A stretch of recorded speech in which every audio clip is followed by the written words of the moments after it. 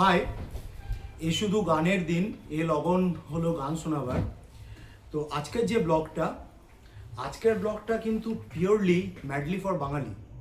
কারণ আজকে যে গান হবে সেটা কিন্তু শুধুমাত্র বাংলা গান হবে। আজকে যখন ব্লগটা আমি বানানোর কথা ভাবছিলাম, তো আমি ভাবছিলাম যে আজকের ব্লগটা ইউএসপি কী হবে। এটা তো ব্লগের কিছু ইউএসপি থাকবে।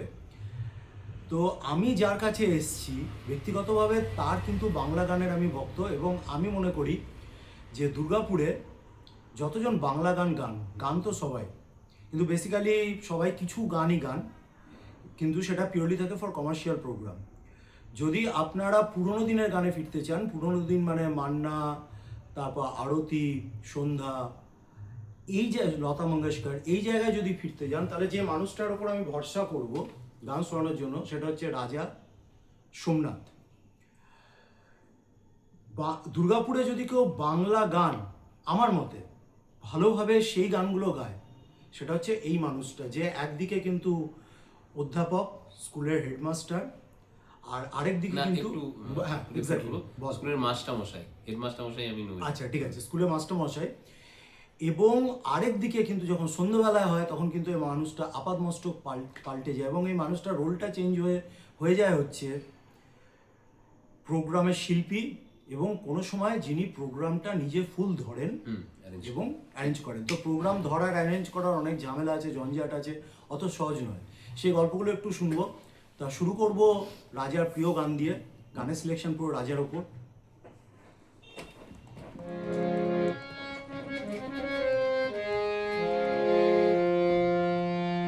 মান্নাদের গানই ছোটবেলা থেকে বেশি প্রিয়, বেশিরভাগ মান্নাদের গানই গাই। বেহাগ যদি না হয় গাজি, বসন্ত যদি না যাসে, মন তুমি থাকো বন্ধু আমার পাশে। বেহাগ যদি না হয় গাজি, তোমার সুরের হাতটি ধরে চলো চলে যাই, যেখানেতে আনন্দরা বাজে গো সদাই। তোমার সুরের হাতটি ধরে চলো চলে যাই, যেখানেতে আনন্দরা বাজে গো সদাই। কথার ফুলে সুরের ভ্রমর, যেথায় মিলন সুখে আসে, এই আসরেই মন তুমি থাকো বন্ধু আমার পাশে। বিভাগ যদি না হয় রাজি। আজকের ডেটে দুর্গাপুরে এই গান গাওয়ার কিন্তু মানুষ খুব একটা বেশি নয়। যদি কেউ গায়ও, সে কমার্শিয়ালি গাইবে, তার মধ্যে কিন্তু এই পারফেকশনটা কিন্তু আপনি পাবেন না। তো আমার এখানে রাজাকে একটা জিনিস জিজ্ঞেস করা আছে, যে তুই কখন এটা ডিসাইড করলি যে তুই বাংলা গান করবি, মানে কখন তোর ফিলিংসটা হলো যে এই পার্টিকুলার এটা হচ্ছে তোর নিশ, এটা হচ্ছে তোর স্ট্রং পয়েন্ট? খুব ছোটবেলা থেকে। যেমন ওইদিকে বর্ষা আছে, বর্ষার স্ট্রং পয়েন্ট হচ্ছে ফার্স্ট গান। হ্যাঁ, বর্ষা আমার ছোট বোনের মতো, যার কথা তুই উল্লেখ করলি। বেসিক্যালি রবিবার দিন ঘরে একটা ক্লাস হয়, তাতে বর্ষা, আমার ভাইজি পুবালি, আমার আরেক ছোট বোন কনা, এরা সব শিখতে আসে, আরো ছোটরাও আসে। এই সময়টা বেছে নিয়েছি একদম শেষ লগ্নে ক্লাসের, রবিবার আমার ছুটির দিন। আর একটু বলে দেখা দরকার, অনিন্দ আমার বন্ধু, বয়সে সামান্য বড়, কিন্তু দাদা বলি, কোনো কালেই দাদা বলি না, বন্ধু তুই সম্বোধন করি। এবং ও সত্যি কথা বলতে যে কোনো কারণে অনিন্দ আমাকে খুব ভালোবাসে, একদম খোলা মনে বলছি, অনিন্দ আমাকে খুব ভালোবাসে। জায়গাটা এরকম, খুব ছোটবেলার থেকে উচ্চাঙ্গ সঙ্গীত এবং রবীন্দ্রনাথের গান শিখতে শিখতে আমার মনে হয়েছিল যে উচ্চাঙ্গ সঙ্গীত এবং রবীন্দ্রনাথের গানের যে ব্যাপ্তি, তার সম্বন্ধে আমার কোনো সন্দেহ নেই। কিন্তু আম জনতার কাছে যদি উচ্চাঙ্গ ধর্মী অথচ বাংলা গান গাইতে চাই, তাহলে বোধহয় এইরকম একটু রাগাঙ্গিক বাংলা পুরোনো দিনের আধুনিক গান গাইলে, এটা আমার নিজস্ব ধারণা, বেশি ভালো। কারণ রবীন্দ্রনাথের শ্রোতা একটা ক্লাস আছে, সেই ক্লাসের বাইরে কিন্তু রবীন্দ্রনাথের গান সবাই শুনতে চান না। রবীন্দ্রনাথ সর্বব্যাপী, আমি ওটা বলছি না। আবার উচ্চাঙ্গ সঙ্গীত তো আরো সেক্লুডেড, মানে উচ্চাঙ্গ সঙ্গীত শুনতে আরো কম মানুষ চান। তাহলে আমি উচ্চাঙ্গ সঙ্গীত শিখেছি, রবীন্দ্রনাথের গান শিখেছি, নজরুলের গান শিখেছি, কিভাবে আমি আম জনতার কাছে আরো বেশি করে পরিচিত হতে পারি শিল্পী হিসেবে। আমি অরিন্দ তখন ওইটা বেশি না, আমি তো খুব খুব ফাস্ট গান বা একটু মানে বেশি কি বলবো ঝিকিমিকি গান আর কি যাকে বলে, সেরকম গান আমি গাইতে অতটা পছন্দ করি না, বা গাইলে হয়তো গ্রহণযোগ্য ততটা হবে না। তাহলে আমাকে একটা এমন জ্বর বাঁচতে হবে যাতে আমার রাবীন্দ্রিক ঢং, নজরুলের আঙ্গিক, উচ্চাঙ্গ সঙ্গীতের আঙ্গিক মিলিয়েও আমি অন্য একটা কিছু মানে ওই ধরনের ব্যাপারগুলো রেখেও আমি লোকের কাছে পপুলার হতে পারি। তখন রাজা এখানে একটা খুব সঠিক কথা বলেছে। আমরা বাঙালিরা রবীন্দ্রনাথের গান নিয়ে বলতে গেলে অজ্ঞান হয়ে যায় প্রায়, কিন্তু এটা ঠিক যে শুধু যদি রবীন্দ্রনাথের গান থাকতো বা উচ্চাঙ্গ সঙ্গীত থাকতো তাহলে কিন্তু গান বেঁচে থাকতো না।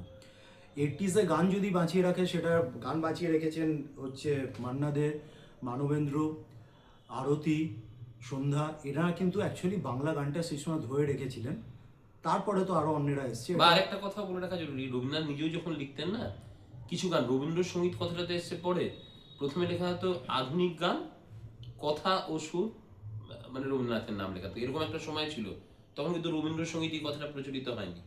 তো এক সময় তো রবীন্দ্রনাথ প্রথম গান শিখতে শুরু করেন, তখন কিন্তু রবীন্দ্রসঙ্গীত রেকর্ড করছে এরকম ছিল না।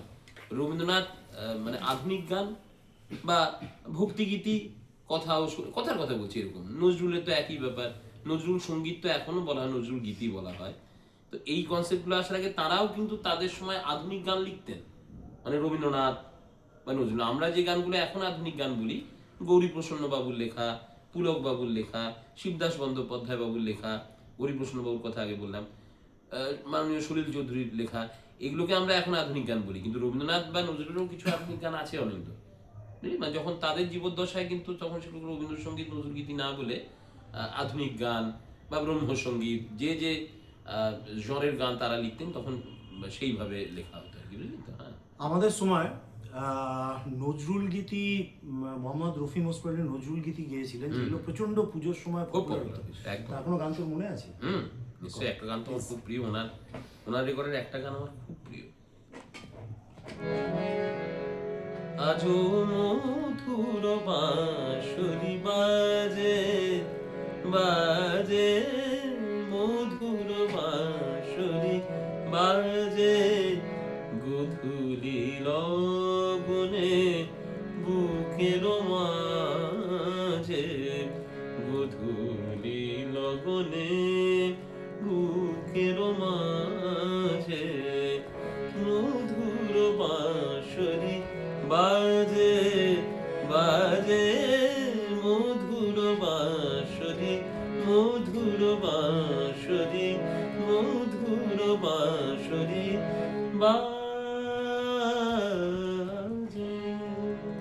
একটা খুব পপুলার গান মনে পড়ছে, আলগা করে দাও খোপারো বাঁধন, জানিস? আলগা করো গো খোপার বাঁধন, দিল वही मेरा फंस गई, दिल वही मेरा फंस गई। এই দুটো গান তুই এক মানে কি বলবো, মানে আমার না কোইন্সিডেন্টলি আমার মনের কথাগুলো বললি। আমি এই দুটো গান কদিন আগে আমার এক কলকাতার বন্ধু আছে, তার নাম পম্পা। হ্যাঁ, পম্পা আমার সঙ্গে পড়াশোনা করেছে। পম্পার জন্য তুই এই গানটা গাইছিলি? না, ঠিক তা নয়। পম্পা আমাকে একটা জায়গায় গাইতে নিয়েছিল, কলমে মিতালিতে, বুঝলি? হ্যাঁ। আর ঠিক পম্পার জন্য বলতে পারিস, কলমে মিতালি বলে একটা সংস্থা, থ্যাংক ইউ, তুই যে সত্যি কথাটা বললি।